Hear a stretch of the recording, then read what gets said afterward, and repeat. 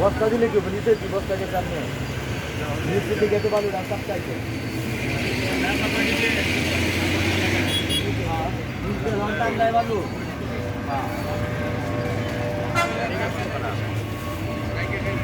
এখানে বালু কাটলে আপনি এই খাম্বাটা বিক্রি করে দেবো তখন আপনি কি করবেন? এমনি তো রিক্সে গেছে খাম্বাটা রিক্সে গেছে হ্যাঁ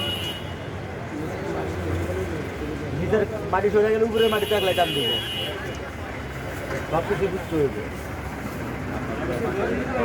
আমার ঘরে মাটি আছে এই দেখে বালু